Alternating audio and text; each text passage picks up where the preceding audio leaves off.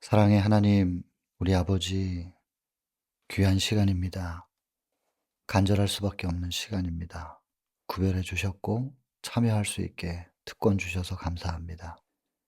우리 각자의 자리에서 성령으로 충만히 임하여 주시고 이 말씀을 통해 하나님의 호소를 듣게 해 주시기를 바랍니다. 기록된 말씀을 우리 함께 보겠습니다. 우리의 눈을 이끄시고 믿음의 손을 이끄셔서 하나님의 마음에 다 닿게 해 주시길 바랍니다. 죄인의 기도입니다. 그러나 언제나 들어주심에 감사드리며 예수님 귀하신 성으로 간절히 기도드립니다. 자, 오늘은 31장 나답과 아비후의 죄입니다. 오늘은 짧습니다. 9문단으로만 구분이 되어 있습니다. 내용을 다 읽어보셨겠지만은 요거는 나답과 아비후가 하나님께서 주신 불을 사용하지 않고 일반적인 불, 사람이 붙인 불을 분향단을 가지고 갔을 때 일어났던 일입니다. 이것을 통해서 굉장히 강력하게 우리에게 지금 전달하는 메시지가 있는데요. 일단 여러분, 하나님께서 시내산에서 이스라엘에게 율법을 주실 때 그 장면을 한번 돌아가서 생각해 보겠습니다. 이스라엘은 오랫동안 노예 생활을 하고 있었다는 것 그때 말씀드렸고요. 채찍으로만 통제를 받았던 무리입니다. 숫자가 작지도 않습니다. 250만 이상으로 우리가 추정을 합니다. 채찍에 의해서만 통제를 받던 사람들인데 모세가 그 채찍을 휘두를 수는 없단 말이에요. 그때 예를 들어서 말씀드렸던 것처럼 팔에 골절을 당했으면 깁스를 가지고 단단하게 고정시켜서 뼈를 붙여야 되지 않습니까? 정말로 꼼짝도 못하게 만드는 거죠. 이거는 응급 상황입니다. 그러나 팔이 붙었으면 그 깁스를 계속 하고 있을 수는 없잖아요. 그걸 계속하고 있으면 그야말로 관절이 굳어서 움직이질 못하게 되기 때문에 팔이 붙고 나면 깨버려야 되는 것입니다. 그래서 율법의 이제 적용뿐만 아니라 율법을 어겼을 때 하나님께서 조치하시는 부분, 이 부분을 굉장히 강력하게 하실 수밖에 없는 상황이었다는 거. 여러분 이걸 꼭 기억해 주셔야 되겠습니다. 그러면 그 응급 상황이 지나고 나면 하나님께서 엄숙하게 명하신 부분들을 그러면 그렇게 지키지 않아도 되는 건가? 그렇게 준수하지 않아도 되는 것이냐? 지금 그 얘기를 하고 있는 것이 아닙니다. 지금 뭐 내용을 읽어 보셨겠지만 31 장의 나답과 아비후의 죄 이 챕터에서 하나님께서 그 명하신 그 지침이 대단히 그렇게 엄격하고 어려운 부분들이 아닙니다. 지금 여기 잘못된 포인트가 무엇인가? 하나님께서 주신 불을 가지고 분향단에 불을 붙인 게 아니고 절대로 구별된 불로 하라고 명하셨는데 그걸 굳이 인간의 불로 해야 될 이유가 도대체 뭐겠어요? 이게 어려운 일인가요? 하나님께서 우리에게 율법을 어렵게 주셔서 어렵게 지켜야만 거룩하다 하고 그 어려운 일을 해내지 못했을 때는 그냥 불로 태워 죽이시고 이런 분이 아니란 말입니다. 그래서 첫 번째 여러분 하나님께서는 우리가 대단히 고행을 하듯이 준수해야만 하는 그런 율법을 주시는 분이 아닙니다. 그리고 그 율법을 옳게 준수하지 못했을 때 이렇게 불로 태워 죽이는 이런 하나님이 아니신 거죠. 다만 이 당시에는 응급 상황이기 때문에 그렇게 어려운 일도 아닌 그 율법을 하나님께서 주신 지침들을 무시했을 때 그것에 대한 처벌을 하시는 부분에 있어서는 강력하게 하신 것입니다. 왜냐하면 계속해서 채찍을 휘두를 수 없기 때문에. 여러분 이 부분을 명확히 하시고 이 내용을 보셔야 되겠습니다. 첫 번째는 대단히 고행을 요구하는 그런 율법을 주신 것이 아니다라는 거. 그리고 하나님께서 주신 지침을 굳이 어기고 인간의 요소들을 거기에 포함시킬 이유가 도대체 뭐냔 말입니다. 이것은 하나님의 말씀을 너무나도 경히 여기는 인간의 모습이었고, 그것에 대하여 처리하시는 모습 속에서는 대단히 강력하게 표현하셨습니다, 그 당시에는. 사실 오늘날에도 만약에 이런 식으로 하나님께서 하신다면 교회 안 나올 사람들 없을 거예요, 아마.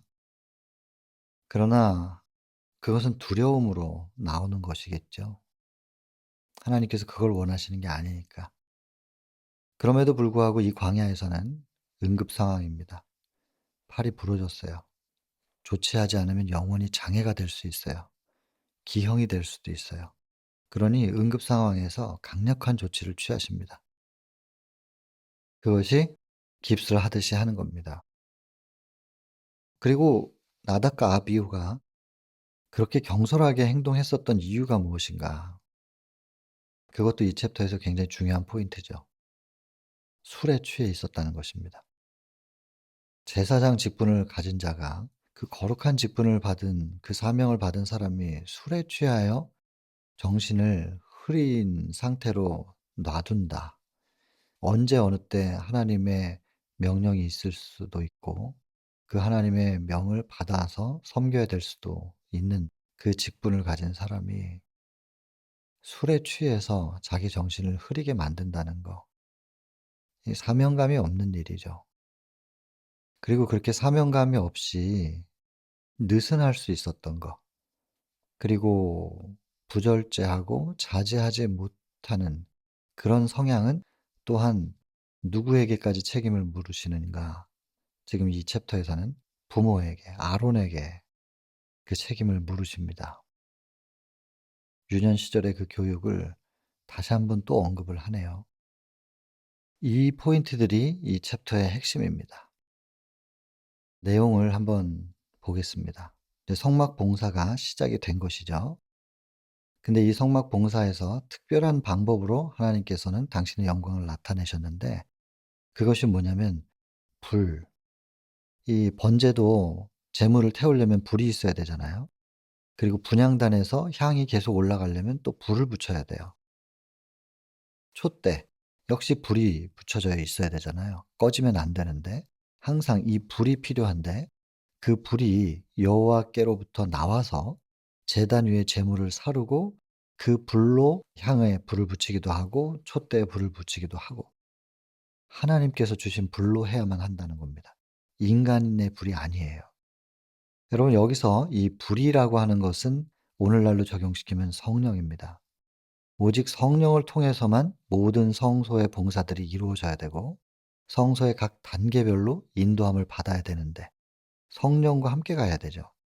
성소 바깥에서 성소 안으로 들어가는 것도 내 의지로 가는 것이 아니라 성령의 인도하심에 나의 의지를 맡겨드리고, 나의 의지가 성령의 인도하심을 따라서 들어가는 겁니다. 그래서 바깥에서 성막 성소에 그 뜰로 들어가는 것도 성령의 인도하심이고, 번제단, 물두멍, 성소, 그리고 지성소까지 모든 과정을 성령의 인도하심을 따라서만 가능한 것입니다. 오직 하나님의 불로서만 이루어져야 되고, 하나님의 성령의 인도하심을 따라서만 가야 되는 건데, 인간 스스로의 힘으로 하려고 하는, 이게 지금 포인트죠. 그 당시에 하나님의 불이냐 사람의 불이냐, 이 차이가 오늘은 성령을 받아들이고 성령의 인도하심을 따라 믿음으로 말미암아 될 것이냐, 아니면 나의 시도, 인간의 시도나 인간의 행위로 이루려고 하는 것이냐, 이 차이잖아요. 하나님의 불로 하는 것은 아무 문제가 없었고 하나님께서 영광 받으실 수 있었는데, 그 제사를 인간의 불로 하면 즉시 불탔단 말이에요. 오늘날에 적용시키면 인간의 시도, 인간의 방법으로 하늘을 소망했던 사람들 전부 다 훗날 어떻게 됩니까? 예수님 재림하셨을 때 살아서 예수님의 재림을 본 죄인들은 다 불타버리고, 삼림하셨을 때 모든 죄인들이 다 부활하죠. 그때 또 한 번 다 소멸돼요, 불에 의해서. 나답과 아비후가 불에 타서 죽은 것은, 그것도 백성들이 보는 앞에서 죽은 것은 마지막 훗날에 예수님의 재림과 삼림 때에 끝까지 하나님을 거절했던 사람들, 그 성령의 호소를 외면했던 사람들, 그래서 죄악의 잔이 다 차게 된, 그래서 더 이상은 시간을 주고 자비와 은혜를 주어도 돌이키지 않을 사람들, 단 일말도 성령이 역사하실 수 없는 죄악의 잔으로만 다 차버린 그런 상태에 있는 사람들, 그거는 죽은 거잖아요. 시신이거든요. 자주 말씀드리지만은 아무리 사랑했던 자식도 숨이 끊어지면 묻거나 화장을 하거나 매장을 하거나 어떻게든 해야 됩니다. 그렇지 않고 시신을 그냥 두면 그 시신 옆에서 잠을 자거나 시신 옆에서 밥을 먹거나, 사랑했으니까 어떻게 처리를 못하고 방에다 그냥 두고 그 옆에서 살면 살아있는 사람들도 나중에 다 병들어서 같이 죽는단 말입니다. 시신은 처리해야 돼요. 완벽하게. 그거 하신 거예요 지금. 나답과 아비후에게 하나님께서 그거 하신 거라고요. 화장하신 거예요. 대신에 백성들 다 지켜보는 앞에서 경고죠. 이렇게 되지 않도록 하라고. 죽으면 이렇게 된다는 것입니다. 그리고 이 모습은 훗날 재림과 삼림 때, 만약 그때 제가 예수님의 재림을 의로운 편에서 볼 수 있게 된다면 제가 보는 앞에서 그 일들이 일어나겠죠. 재림 때는 승천하고 나서 하늘에서 우리는 그것을 보게 될 겁니다. 이 땅이 불에 의해서 소멸되는 것. 그리고 삼림 때는 이 땅으로 온 하늘 도성의 그 성 위에서 심지어 사단까지도 소멸되는 모습을 보게 될 거예요. 나답과 아비후가 백성들 앞에서 불탔던 것처럼. 그래서 여러분, 출애굽부터 가나안에 들어가는 전 과정은 이 땅에서 우리가 하늘로 옮겨지는 과정입니다. 압축시켜 놓은 거예요. 그래서 뭐 너무나도 중요한 부분이죠. 그래서 여러분, 이 압축된 내용 속에서 좀 처분하시는 모습이 과격한 이 모습 가지고 하나님의 품성을 오해하지 않으시게 되길 바랍니다. 금송아지에게 절하고 그리고 끝까지 회개할 기회를 줬는데도 불구하고 거절했던 사람들. 그 사람들을 레위의 족속의 손에 칼을 들리우게 하고 같은 민족에 의하여 죽임당하게 하신, 이것도 굉장히 과격한 표현이지 않았습니까? 그리고 나답과 아비후가 바로 그 자리에서 그냥 불에 타버린다든지, 이것도 굉장히 과격한 표현인데 이 당시에 응급 상황이기 때문에 이렇게 강하게 표현을 하셨다는 것이고, 또 하나 이것은 압축된 이야기, 인류 전체가 대쟁투의 모든 과정을 거치고 구원받을 사람들이 구원받고 끝까지 거절한 사람들에 대한 소멸, 그 긴 역사를 압축시켜 놓은 그 최대한 7천 년입니다. 재림 때까지 6천 년, 그리고 천년기 이후에 다시 이 땅으로 왔을 때까지 하면 7천 년, 이 전체적인 시간의 압축이거든요. 그리고 이렇게 강하게 처분하시는 모습은 역시 마지막에 죄를 소멸시키는 그 모습에 대한 상징이고요. 그래서 절대로 이런 모습을 통하여 하나님의 품성을 오해하지 마시길 바랍니다. 다만 균형을 하여튼 잘 잡으셔야 된다는 거예요, 균형을. 성막봉사는 이렇게 시작이 되었습니다. 그리고 말씀드린 대로 굳이 다른 불을 사용합니다. 다른 불. 여기 지금 성경에서는 다른 불이라고 돼 있고, 하나님께서 주신 신성한 불 대신에 보통의 불을 취하여 분향하였다.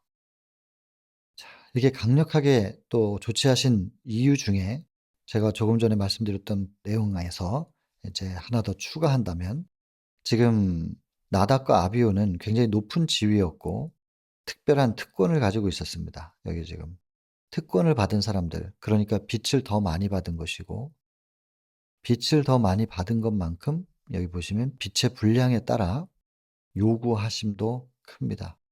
그래서 여러분, 십자가 한 편의 강도는 빛을 많이 받지 못했던 사람입니다. 죽기 직전에 한 번의 고백으로 구원을 받습니다. 어린아이에게 뭘 요구합니까? 엄마가 젖을 주지 않으면 그냥 아이는 죽는 것이고, 기저귀 갈아주지 않으면 아이가 결국엔 병들어 죽게 될 것이고, 아기한테 뭘 기대해요? 아기는 아기답게 대하는 것이고, 그러나 모세 같은 경우에는 한 번의 실수로 가나안에 못 들어가요. 구원은 물론 받습니다.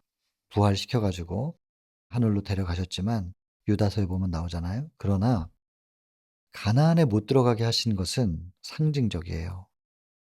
빛을 그만큼 많이 받고 하나님과 많이 대면했던 사람에게는 하나님께서 더 많이 요구하실 수밖에 없는 거죠. 어른은 어른다워야 되는 거고 아기에게 뭘 기대하냔 말이에요. 그래서 여러분, 빛의 분량에 따라서 요구하심도 다른 것입니다.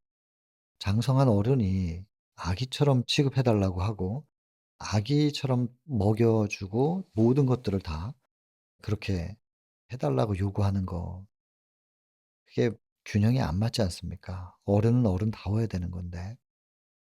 나답과 아비후 구별돼 있어야 되는 사람들이었습니다. 그만큼 빛을 많이 받았고 특권을 많이 받았던 사람들입니다. 모세가 가나안에 들어가지 못했던 것처럼 강한 상징의 표현이죠. 하나님과 그렇게 대면했던 사람은 한 번의 실수로 반석을 두 번 치지 않습니까? 예수님의 십자가 한 번이면 족한 것인데 그 한 번의 실수로 가나안에 들어가지 못한다. 왜 그렇게 쳤느냐? 자기가 화가 났거든요. 근데 모세가 화가 날 만도 하지 않습니까? 모세를 탓할 수 있는 사람은 아무도 없을 거예요. 화가 날 만도 하다니까요. 그러나 하나님과 그렇게 대면하고 빛을 많이 받은 사람은 품성적으로, 모세가 정말로 훌륭한 품성을 가지고 있었으나 더 요구하시는 거예요, 하나님께서. 표상적으로 예수 그리스도를 나타내야 되는데 모세가 자기 격정을 조절을 못하고 반석을 쳐버렸거든요. 한 번의 실수죠. 그것 때문에 가나안에 못 들어간단 말이에요. 가혹한 것 같지만 그렇지 않다는 거죠. 그래서 여러분, 이 공평하다는 말과 공정하다는 말, 이걸 적용을 좀 잘해야 된다고 생각을 합니다. 어떤 분이 그런 얘기를 하대요. 키가 큰 사람이 있고 키가 작은 사람이 있는데 뭔가를 봐야 돼요. 펜스는 높이 있고.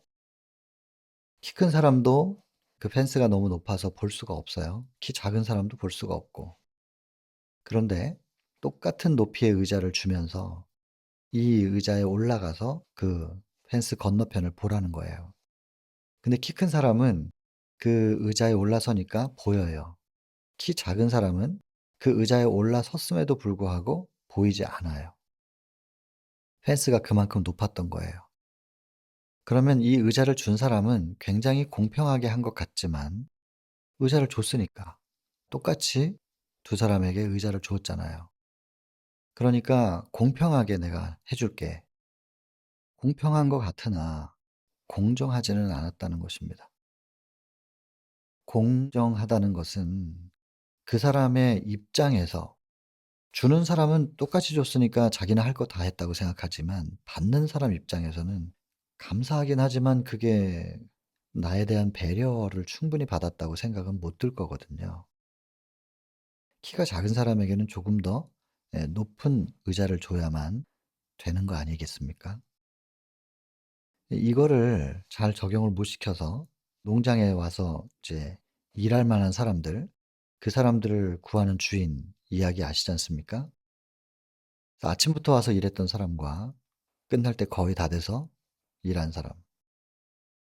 삭을 똑같이 받았단 말이에요. 그러니까 아침부터 일했던 사람들, 그때 늦게 온 사람에게 먼저 돈을 주니까 '우린 더 받겠지.' 이렇게 생각을 했는데 아침부터 온 사람들도 똑같이 받고, 불평하니까 "나는 처음에 약속했던 대로 준 것뿐이다." 그랬더니 "아니 그러면 늦게 온 사람은 왜 우리하고 똑같이 받습니까? 내 것을 가지고 내가 준 건데 나는 약속을 지켰는데 너에게 한 약속은 지키지 않았느냐." 이렇게 인제 우리가 그 이야기 다 알고 있잖아요. 이것을 "하나님은 공평하지 않은 분이시다." 이렇게, 아니 이런 예화를 들면서 이런 비유를 통해서 "하나님이 이런 분이시다."라고 말한다면 아이 나는 이런 하나님은 받아들일 수 없어. 그런 사람들이 있어요. 제가 그랬었어요, 옛날에. 근데 나중에 보니까 하나님은 공평만 하신 분이 아니라 공정하신 분이시고, 공정에는 그 사람의 입장, 형편, 성장 배경, 살아온 그 사람의 인생, 그 모든 것에 대한 이해가 담겨 있더란 말이에요. 사랑이. 이해와 사랑이 담겨 있는 거더라고요. 그래서 공정하게 하신 거죠. 그래서 제일 마지막에 온 사람에게 하나님께서 똑같이 삭스를 주시는 거죠. 그리고 "내일도 또 와." 아예 그 인력 시장에서 기다리지 말고 그냥 우리 농장으로 와. 그 사람이 보통 한 오전이 지나가면 더 이상 일꾼을 구할 사람들은 없거든요. 그러면 집으로 돌아가야 되는데 왜 해가 지려고 하는데도 거기서 서 있었겠어요? 왜? 집에 갈 수가 없어요. 오늘도 돈을 못 벌어서 가면, 먹을 것을 사 가지고 들어가지 못하면 우리 아이들, 가족들 얼마나 실망할까? 벌써 한 며칠을 굶었는지도 몰라요. 집에 돌아갈 수가 없는 거예요. 그러니 아무도 써 주지 않을 텐데, 해가 져 가는데 하루가 다 갔는데도 불구하고 그 인력 시장에서 떠나지를 못하고 거기 발 동동 구르고, 어쩌면 추운 계절이었을 수도 있겠죠. 집으로 돌아가지 못하고 그곳에서 그 신락 같은 희망이라도 혹시 생길까 하고 거기서 기다리고 있는, 누군가 자기를 써 줄까 하고 거기서 계속 기다리는 그 사람의 마음을 같이 일했던 다른 사람들은 모르겠지만 하나님은 아신다는 거죠. 그래서 똑같이 삭스를 준 거예요. 그리고 내일도 또 오라고. 하나님은 이런 분이시라는 얘기를 하고 있는 거거든요. 공평이라는 잣대만 가지고 '나는 내 할목 했어. 똑같이 분배해 줬잖아.' 이건 아닌 것 같아요. 그건 세상의 원리죠. 마치 베데스다처럼. 자비의 집이라고 이름을 붙였어요. 어떤 병에 걸렸든지 간에 다 낫게 해 준대요, 물이 흔들릴 때 들어가면. 다만 조건이 있어요. 1 등만 낫게 해 준다. 먼저 들어온 사람만 낫는다. 그 병을 낫게 해 준다라고 하는 것 때문에 자비의 집이라고 이름을 붙여 놨는데, 실상 들여다보니까 그게 진짜 자비인가? 아니거든요. 지옥이거든요. 물만 흔들리면 내가 먼저 들어가겠다고 지옥이 돼 버려요. 인간이 만든 공평이라는 이름 뒤에 그 울타리 안에서 사회가 구성이 되는데, 얼마나 많은 사람들이 어두움 속에서 떨고 두려워하고 외로워하고 고독함의 눈물을 흘리는지 아무도 별로 관심이 없어요. 공평하면 된다는 거죠. 여러분, 공평하기만 하면 되는 게 아니라 공정해야 되거든요. 배려가 있어야 된단 말이에요. 그 사람에 대한 사랑이 있어야 되고, 그 사람의 형편하고 달라요. 이 사람 키가 작거든요. 똑같은 의자를 주고 "공평하지?" 이렇게 얘기하면 글쎄요, 할 말은 없는데 슬프죠. 성장 배경이 다른데, 살아온 인생의 길이 또 달랐어요, 과거가. 곱게 걸어온 사람들은, 좋은 길 걸은 사람들은 신발도 깨끗하고 보기 좋겠지요. 진흙탕 걸어온 사람은 보기 좋을 수가 있어요? 투박하고 거칠을 텐데. 신발도 많이 헤어져 있을 것이고 옷도 찢어지고 넘어지고 긁혀서 고울 수가 없잖아요. 다르다니까요. 지금 현재만 볼 게 아니라 이 사람의 과거를 이해하려고 하는 여지가 있어야 된단 말입니다, 마음의 여지가. 공평만 해서는 안 되는 거죠. 구원도 똑같습니다. 빛을 받은 분량에 따라서 모세는 한 번의 실수로 가나안에 못 들어가게 하는 것이 하나님의 공정입니다. 십자가 한 편의 강도는 그냥 한 번의 고백으로 구원을 받습니다. 이런 분이 하나님입니다. 남들은 몰라주는 내 형편, 내 입장, 살아온 인생의 길들, 그리고 내 선택이 아니었는데 그런 환경에서 태어날 수밖에 없었던, 그리고 그런 성장 배경을 가질 수밖에 없는 그런 나를 알아주시는 분, 그런 분이 하나님이거든요. 그러니 그런 하나님께서 가나안에 못 들어가게 하셨으면 이유가 있는 것이고, 우리가 그런 사랑의 하나님을 믿고 있을진데 나답과 아비후가 백성들 보는 앞에서 불에 탔으면 그럴 만한 이유가 있는 거고. 여러분, 상황을 보고 하나님을 판단하는 게 아니고 어느 정도 신앙을 하신 분들이라면 가장 먼저 어떠한 사랑의 하나님인지 그거부터 좀 가르쳐야 됩니다. 처음 신앙하는 사람들에게는 하나님의 품성이 어떤지를 먼저 전하고, 그리고 나서 이런 하나님이 이렇게 엄격하게 처리하시고 또 이렇게 표현이 될 수밖에 없었다면 그럴 만한 이유가 있었겠지. 믿어 드려야 되는 거죠. 어떠한 상황에서든지 간에 좀 믿어 드려야 되는데 참 우리는 눈에 보이는 것만 가지고 많이 흔들리거든요. 그리고 심지어는 계신가 안 계신가 뭐 이런 것까지도 의심하니까요. 뭐 멀리 갈 것도 없이 지금 제 얘기를 하고 있는 것입니다. 그래도 말씀 앞에 이렇게 서 가지고 가만히 말씀을 들여다보니 말씀의 거울에 비춰진 제 자신이 참 초라하고 '참 믿음이 없구나. 믿음이 없으니 참 사랑도 없구나. 사랑이 없으니 기도가 참 건조하구나. 사랑이 있으면 기도가 참 간절한데.' 그러니 어쩌면 이 신앙이 상당히 형식적으로 흘러갈 수도 있겠죠. 자, 여러분, 다시 본문으로 돌아와서 빛의 분량에 따라서 하나님께서 요구하시는 바가 있다는 거죠. 나답과 아비후는 그렇게 하면 안 되는 거였습니다. 치명적인 기만이 하나 있는데요. 뭐냐면 특권을 많이 받은 사람들은 하나님이랑 친하니까 이런 것들은 좀 봐 주시겠지. 절대로 아니라는 것입니다. 하나님은 공정하신 분이거든요. 모세라 할지라도 가나안에 못 들어가게 하시는 분이 하나님이시거든요. 심지어 예수님이라 할지라도 인류의 죄가 전부 예수님께 다 씌워졌을 때 예수님은 그렇게 처절하게 죽을 수밖에 없었던, 신을 죽게 만든다니까요. 당신의 아들을 아브라함이 이삭에게 칼을 내리쳤던 것처럼 진짜로. 그래도 이삭은 안 죽었잖아요. 예수님은 진짜 죽으신 거예요. 하나님께서 부활시키신 거지. 예수님이라 할지라도 봐주는 게 없어요. 그냥 죄가 되면 죄대로 처분하실 수밖에 없어요. 그렇게 처리 안 하면 그 시신에서 세균이 다시 생겨요. 다른 거 아무리 소독해도.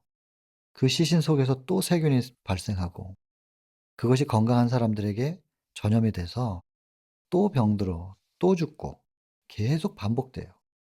아무리 사랑했어도 죄가 되면, 숨이 끊어졌으면 처리해야 돼요. 그 시신은 완벽하게 처리해야 됩니다. 매장을 하든 화장을 하든 처리를 해야 돼요.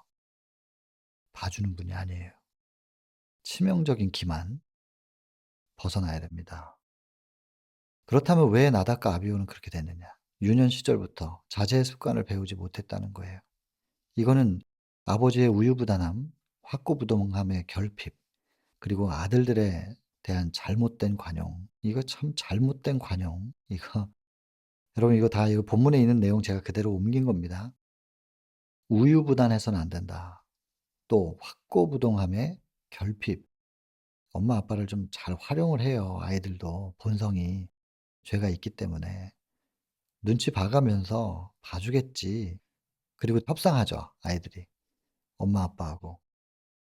원칙이 분명해야 되는데 부모가 확고부동함의 결핍 때문에, 우유부단함 때문에, 그리고 잘못된 관용 때문에 아이들이 그렇게 컸고, 그 아이들이 자제가 훈련돼 있지 않아서 신성한 직무에까지도 영향을 줘서 결국엔 그렇게 불행하게 죽었고, 이거는 이제 부모에게 주는 큰 메시지죠.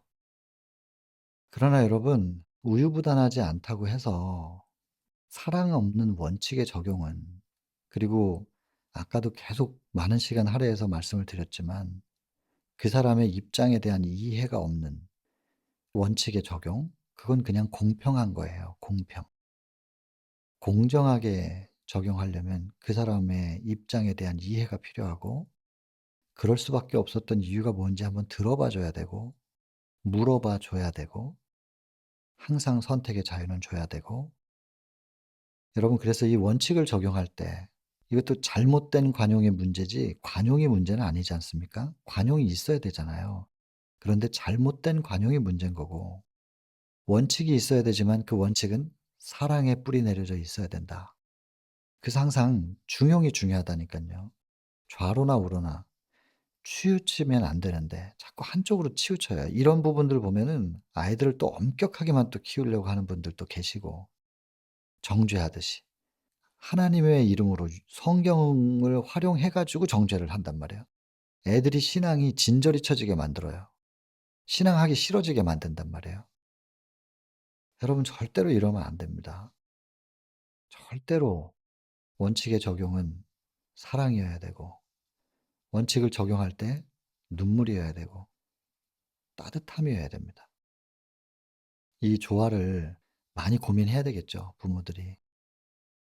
이 네 번째 문단하고 연결되는 부분인데 순종을 배웠어야 되는데 그렇지 못했죠. 그리고 그 당시에는 더 엄격한, 근데 여러분 이게 읽어 보시면 아시겠지만 그렇게 어려운 걸 요구하신 게 없어요. 그냥 하나님께서 주신 거 가지고 하라고 한 거죠. 그것에 대한 순종은 분명하게 이루어져야지요. 그래서 하나님의 사랑을 얘기하면서 자꾸만 아까도 우리가 확인했지만 치명적인 기만에 빠지면 안 됩니다. 하나님은 사랑이시니까 이 정도는 봐 주시겠지. 좌로나 우로나 치우치면 절대로 안 된다는 거. 심지어요, 하나님께서 아론에게 아들들이 갑자기 죽었잖아요. 근데 슬퍼하지도 못하게 하셨어요. 이거 참 매정한 게 보이지만 죄에 대하여 변명할 여지가 없게 죄를 동정하지 말라. 죄인에 대한 동정은 있을 수 있으나 죄에 대하여, 나답과 아비후는 죄인이 아니었어요. 죄로서 죽은 거예요. 죄에 대한 동정은 있을 수 없습니다. 그래서 물론 마음 아프고 혼자 울었겠죠. 그것은 회개여야 되는 거죠. 교육 잘못했으니까. 그러나 공개적으로 나답과 아비후의 죽음 때문에 슬퍼하는 모습을 보인다. 죄에 대한 동정을 절대로 표하지 말라. 굉장히 강력하게 표현하신 겁니다, 이 부분. 요거 한번 읽어 보겠습니다. 이 무서운 심판이 굉장히 무섭게 표현이 됐잖아요. 경고가 되어서 하나님의 참으심을 경히 여김으로, 조금 뭐 어렵게 표현되는데 제가 요약해 놓은 거 읽겠습니다. 이 무서운 심판이 경고가 되어서 하나님의 참으심을 경히 여김으로 멸망할 수밖에 없는 운명에서 구원함을 받을 사람이 있음. 이게 무슨 얘기냐면 이렇게 엄격하게 심판을 표현하심으로 인해서 정신을 차려 가지고 구원받을 사람들이 있다는 겁니다. 상당히 나답과 아비후와 같은 정신이 사람들에게도 있었던 거죠. 그래서 이렇게 나답과 아비후 완전히 죄악의 잔이 다 찬 사람들을 하나님께서 엄격하게 처리하시면서 아직은 구원할 사람들이 있었단 말이에요. 죄악의 잔이 다 차지 않은 사람들에게 그들을 각성시키는 계기로 사용하신 겁니다. 죄를 변명하려고 노력하는 죄인에 대한 동정에 대해서 책망하십니다. 여러분 여기 조건이 있죠.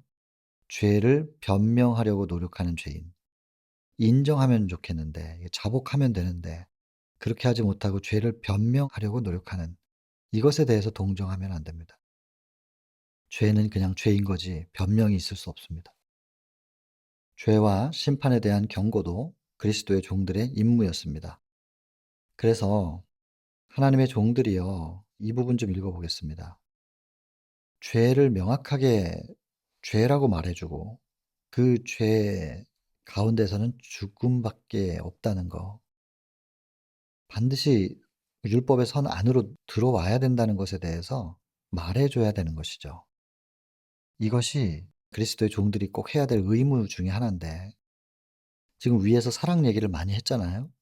근데 여기 좀 읽어 보면 죄의 참 성질과 결과에 대하여 죄인들의 눈을 어둡게 함으로 하나님은 사랑이시니까 괜찮아, 이런 식으로 표현함으로 경고의 감화, 하나님께서 왜 나답과 아비후를 이렇게 엄하게 하셨겠냔 말이에요.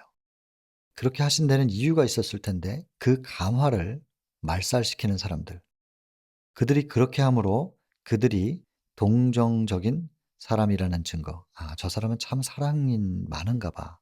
그러니까 항상 사랑으로만 얘기하잖아. 하나님을 사랑으로 표현하고 성경을 사랑으로 표현하는 저 사람은 참 사랑이 많은가 봐. 이렇게 주목을 받는 거예요. 그렇게 동정적인 사람이라는 증거를 보여주면서 우쭐해한다. 나는 이렇게 사랑을 많이 알아요. 사랑할 수 있는 사람이에요. 이렇게 우쭐해한다는 거예요. 속으로는 교만한 거죠, 이거. 사랑은 겸손인데. 그리스도의 종들은 의무는 의무라는 것입니다. 죄는 죄라고 하는 것을 명확하게 세워줘야 되는데 우쭐해하지 말라 이 말입니다. 하나님을 사랑이라고 표현하면서 나는 사랑을 많이 알아요. 뭐 이런 식으로 속으로 우쭐해하는 경고하신 겁니다. 이것도 하나의 치우치지 말라는 부분이죠. 중용을 잘 유지해야 된다는 것입니다. 술에 취해 있었다는 거. 부절제에 대한 부분 이제 이미 아까 서두에 말씀드렸기 때문에 하나님의 종들은 엄격한 절제와 분별력 그리고 확고한 원칙과 지혜 소유해야 한다. 여기 적혀 있는 내용을 제가 키워드만 뽑아서 연결시킨 겁니다. 엄격한 절제, 분별력, 확고한 원칙, 지혜. 원칙 다음에 왜 지혜가 나왔겠어요? 원칙을 적용할 때 하나님을 아는 지혜로 적용해야 된다. 하나님을 안다는 것은 사랑이라는 거죠. 하나님을 마음속에 모신 사람들은 하나님의 품성을 아는 지혜로 원칙을 적용하고요. 하나님을 마음속에 모신 사람들은 창조주의 능력으로 절제를 할 수 있습니다. 그리고 하나님이라는 말씀으로 분별합니다. 엄격한 절제와 분별력, 확고한 원칙과 지혜 소유해야 한다. 결국 뭘 하라는 얘기냐면 창조주 하나님을 마음속에 모시고 살아라 그 말이죠. 하나님이 창조주가 우리 심령에 모셔져 있으면 절제는 되어지고 분별력은 갖게 되고 확고한 원칙은 하나님을 아는 지혜로 사랑으로 이행될 겁니다. 그리고 가르쳐 주겠죠. 마지막 문단입니다. 의무. 죄에 대하여 감수성이 예민해야 한다. 여기 감수성이라는 표현이 나오잖아요. 예민해야 됩니다. 둔해서는 안 됩니다. 성령의 전, 우리는 고린도전서 3장 16절부터 그리고 6장 19절까지 너희가 하나님의 성전인 것과 하나님의 성령이 너희 가운데 거하시는 것을 알지 못하느뇨. 심지어 마음만을 성전으로 오해할까 봐 여기 보면 너희 몸은 6장 19절에서는 몸이라고 표현합니다. 몸도. 너희 몸은 너희가 하나님께로부터 받은 바 너희 가운데 계신 성령의 전인 줄 알지 못하느냐. 너희는 너희 것이 아니라 값으로 산 것이다. 그런즉 너희 몸으로 하나님께 영광을 돌리라. 엄격한 절제가 이루어져야 되겠죠. 영육의 정결함이 요구되는 것입니다. 그리고 너희는 먹든지 마시든지 무엇을 하든지 다 하나님의 영광을 위하여 하고 성전은 거룩하니 너희도 거룩하다. 거룩하게 유지돼야 되는데 보는 거, 듣는 거, 먹는 거, 마시는 거 무엇을 통해서든 그 성전을 더럽히면 하나님이 그 사람을 멸하시리라. 여러분 이 말씀은 하나님의 말씀입니다. 중용을 잘 지켜야 됩니다. 사랑이시니까 봐주겠지. 절대로 아니고 원칙을 적용하되 엄격하게 하셨다면 사랑의 하나님이시기 때문에 이유가 있는 것일 테고 그 속엔 항상 눈물이 있다는 거. 그러나 사람들에게 죄 자체에 대한 동정, 눈물 흘리지 말라고 까지 말씀하시는 이 하나님의 여러 모습들이 있겠으나 그 중심은 철저한 사랑이라는 것. 이 사랑으로 균형을 잡으셔야 되는 거죠. 그 요구를 이 챕터가 우리에게 지금 하고 있습니다. 자, 오늘은 이렇게 31장을 마치겠습니다. 개인기도 하고 마치겠습니다.